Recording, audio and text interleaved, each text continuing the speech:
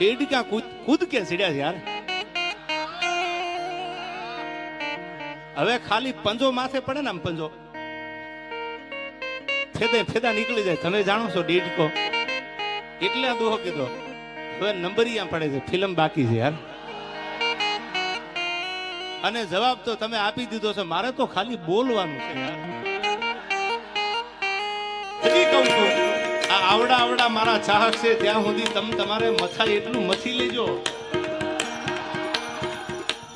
અને મનની મનમાં ન રહી જાય. હવે મારાથી નથી રહેવાતું. હું આની પહેલા 2022 બોલ્યો હતો કે 2022 મેં એવું સ્ટેટમેન્ટ આપેલું કે 2025 હું સિલેક્ટેડ ડાયરા કરીશ. આ ઘા સહન નથી થતા યાર. એટલે ત્યારે બધાને એવું હતું કે એવા તો કયા ઘા હશે જે તમે 4-5 દીથી સાંભળો છો. અરે તમારી જાતના સાલાવ ખદડાવ, તમારામાં દમ હોય તો હાબી સાથીએ મોરે મોરો મારી દો, ખબર પડે. ફિલોસોફી કરવા તમને બોલાવે છે. તમે મને પૈસા આપ્યા આ પ્રોગ્રામમાં, કલાકાર તરીકે તમે મને બોલાવ્યો. શું કામ બોલાવ્યો? સારી વાત કરું, સારું ગીત ગાવ, સારા 1-2 પ્રસંગ બોલું, એ માટે બોલાવ્યો ને. તમે મને ડાયલોગ બાજી કરવા બોલાવ્યો છે. તમારે ગામારે વાંધો હોય આ બોલવા માટે તમે મને બોલાવો છો. સમજદાર છો એટલે ટકોર કરું છું તમને. એવા કલાકારને તમે નક્કી કરીને બોલાવો કે જેની આગળથી સારું સાંભળવા મળે, જેની આગળથી સારું જાણવા મળે, એને બોલાવો. આયા બહેન ફિલોસોફી કરે, મોટી મોટી વાતું કરે, દમ તો કાંઈ છે નહીં. અને બીજી વાત, હું ઘણીવાર ડાયરામાં બોલું છું, તમે તો સમજદાર છો. ખદડા ને ખહુરિયા ને યાદ છે ને. હવે ખદડા હોય એને તમારે જોવો હોય એના ઉપર સિંગડા નો હોય, ખહુરિયા હોય એને તમારે જોવો હોય તો એના માથે સિંગડા નો હોય. પણ માતાજીના મંદિરે સમાધાન થઈ ગયું હોય હોનબાઈ માના મંદિરમાં, અને ત્યાર પછી બોલે આથી બીજા મોટા ખદડા હોય ક્યાં? આથી બીજા મોટા ખહુરિયા હોય ક્યાં? મને અફસોસ એ વાતનો છે કે મારે તો તૈયારી છે જ, પણ સાહેબ એને મારી માં હોનબાઈ નો મલાદો રાખતાય નું આવડ્યું.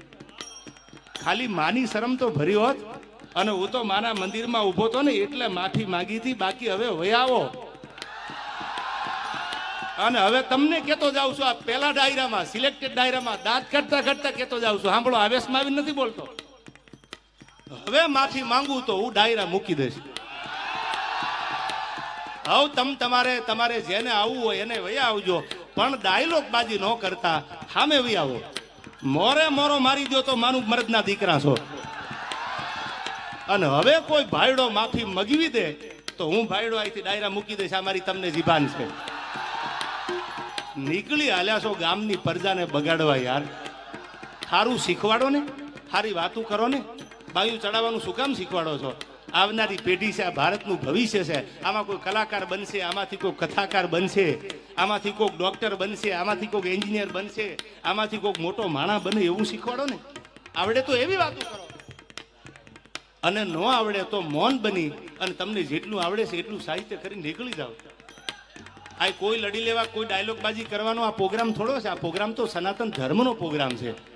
અને સાહેબ, મેં ક્યાંક માફી માગી હશે ને, એ કોઈક ધર્મના થાંભલાની શરમ ભરી છે કે મારી માથી મોટું દુનિયામાં મારા માટે કોઈ હોય નહીં, એટલે મેં માફી માંગી છે. હા, અમારી સિસ્ટમમાં નથી. હવે તમારી સિસ્ટમને કહી દીજો વયા આવે. તમારી સિસ્ટમમાં ન હોય તો હું કાઠી દરબાર છું, મારી સિસ્ટમમાં ન હોય. આ હાય હાય હાય, બોલી જા બોલી જા બોલી જા બોલી જા. ચકલા કોઈથી બાજ ન બને. હવે આવડાની ખબર છે કોણ સાચું ને કોણ ખોટું. યાર મારે જાજુ નથી બોલવું, આ વાતને મારે લંબાવી નથી. તમે તો સમજદાર છો. પણ સાહેબ, વગર વાંકના દુનિયામાં કોઈ કનડે. ઓળખાણ તમે માગો ને એટલે ઓળખાણ દેવી પડે છે યાર. મેં તો બધી જ્ઞાતિને ભેળી રાખી છે. બધી જ્ઞાતિએ મને પ્રેમ કર્યો છે. મારી યારે કોઈ જ્ઞાતિવાદ નથી કર્યો તો હું જ્ઞાતિવાદની વાતો અહીં બહેન કરું?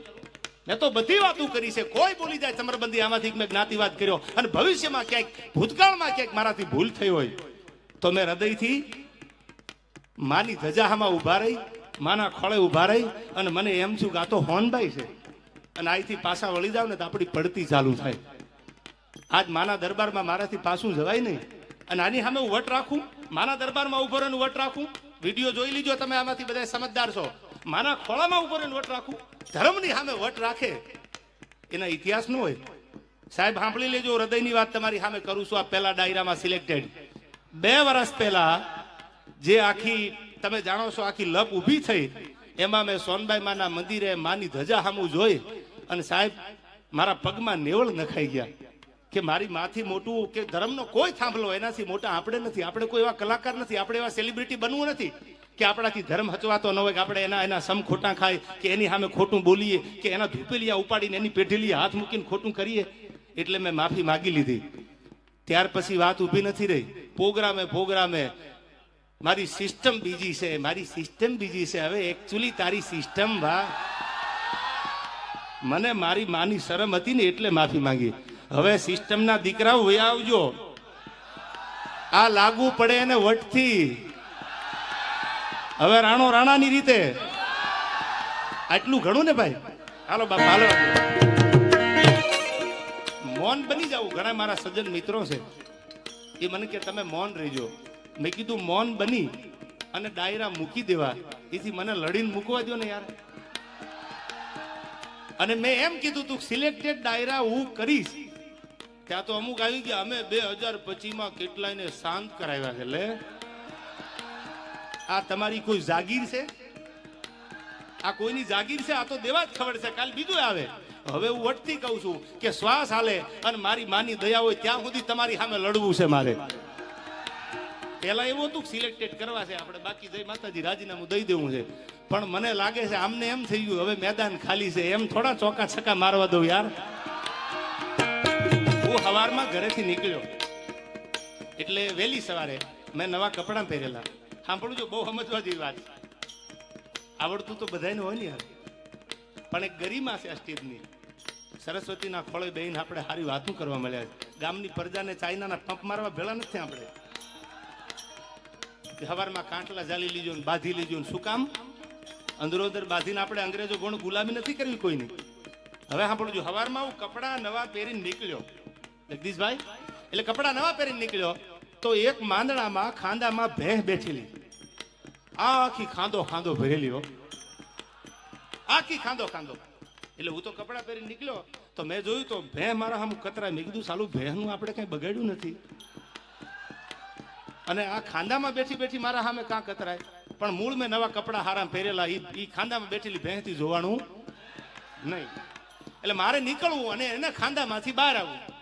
એટલે મને એમ છું કે આ ભેંસ ખાંદામાંથી બહાર કેમ નીકળી? મેં તો નવા કપડા પહેર્યા હતા એટલે મને બીક હતી કે આ કપડા ક્યાંક ડાઘ પડી જાય તો મારે ગામત્રે જવું હતું. બીજા જોડી હારે હતા ને મારી બેગમાં, એટલે મેં કીધું ક્યાંક કપડા બગડે તો આપણે થોડાક છેટા હાલીએ. એટલે હું થોડોક આંખો વયો ગયો, વળી થોડીક ભેંસ 2 ડગલા આગળ હાલી. એટલે મને એમ છું કે આપણે હજી થોડાક છેટા વયા જાય. આ તો આખી ખાંદો ભરેલી છે, એને બગડવાની બીક નથી. બીક તો મારે હતી કારણ કે મારા નવા કપડા હતા.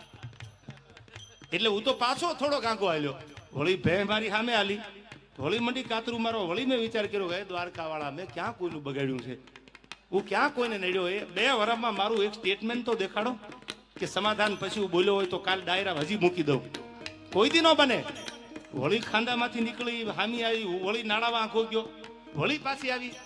એટલે મને એમ છું કે લગભગ આ મને ખાંદો બગાડવા આવી લાગે કે હું તો આખી ખાંદામાં બેઠી છું, તમારું મારે ક્યાંક બગાડવું છે.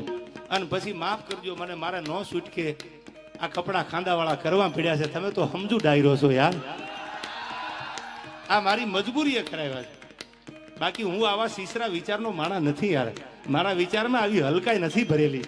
ઊંચા કોળનો આદમી કરે નહીં નીચા કામ, એ તો ગડપત ભાંગે ગામ, કોઈ દી ખાતર પાડે નહીં ખીમરા.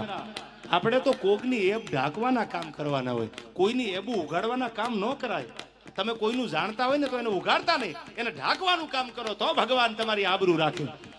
કોઈની એબ ઉગાડવા જાવ ને તો એક દી તમારી એ ઉઘડી જાય યાર. એટલે મારે કહેવું પડે છે તમને કે કેવો છે મારો ભગવાન દ્વારકાધીશ. અને કોઈએ નહોતું કીધું ફલાણો મને કહેતો હતો તું ઊંચો હાથ કરીને, કોઈ આમાં હતા જ નહીં, એને જ ઉપાડો હતો. એટલે ઓલો બિચારો હાથે ઊંચો નથી કરતો, હું બેઠો છું. હવે તું તારું ધ્યાન રાખ ને યાર. આ મારી ઓપનમાં ચેલેન્જ છે તને. આ ફિલોસોફી બંધ કરી દે ભાઈ. માયક હાથમાં ગમે ત્યાં કોકનું આયોજન, કોકના મંડપ, કોકના ગાડલા, કોકના માયક, અને ક્યાં દાદાગીરી કરવાની જરૂર છે? આ ઓપન ચેલેન્જ છે મારી આ માધ્યમથી કે જ્યાં પેટમાં દુખતું હોય, જે રીતે દુખતું હોય, તન મન ધન અને આઈથી માતાજીને સમજો હામયું કરવાનું હાલું તો બસ ફૂલ તૈયારી છે. મોરે મોરો આવવા દો અને મોરો મારો મારી સામે મોરો આપી અને પછી માપી લઈ આપણે કોણ કેટલા પાણીમાં છે. યાર શું રોજ ઉઠી નાહકના યારા ગામના છોકરા બગાડો છો. હાલવા દે પ્રયાગરાજ કહેવાનું મન એટલા માટે થાય છે કે તમે ને બતાવ્યું સમજદાર છે. આપણો ખજૂરભાઈ એકલો ન પડી જાય યાર.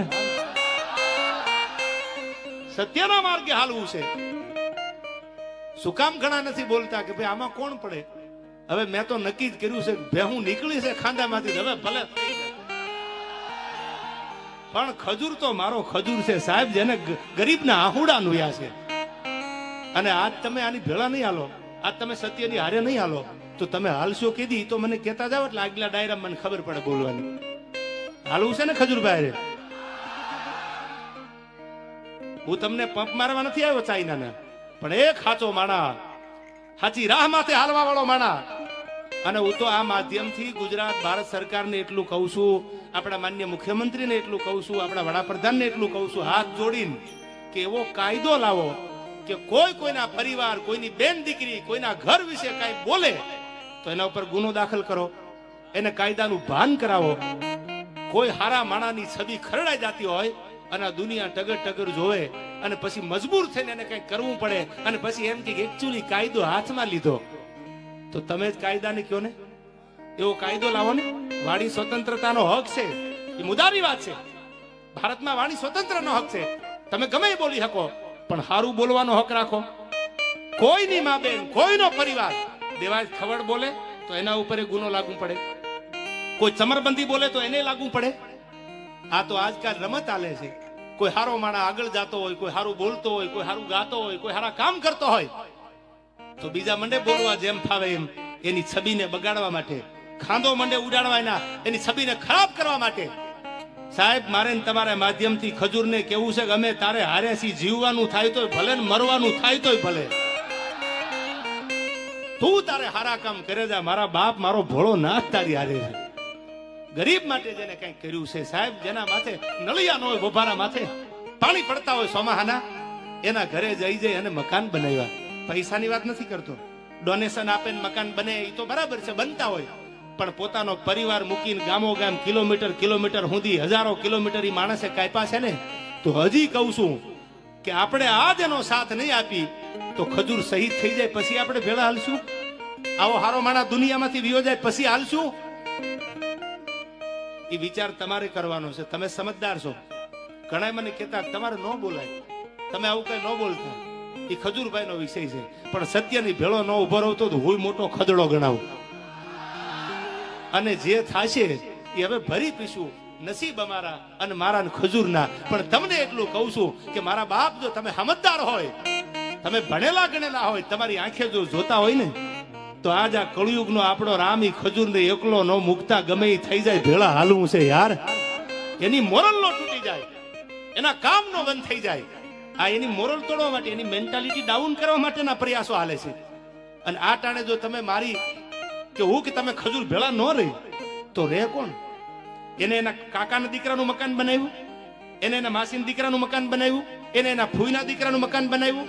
ના, એને તો એક ગરીબના મકાન બનાવ્યા છે. ચાહે કોઈ પણ હોય, ઝૂંપડામાં રહેતો હોય, નાનો માણા હોય, કોઈ પણ જ્ઞાતિનો હોય, તો હજી એકવાર આકલો કરીને કહી દો કે આપણે જીવીને મરીએ ત્યાં સુધી કોની ભેળું રહેવું છે યાર?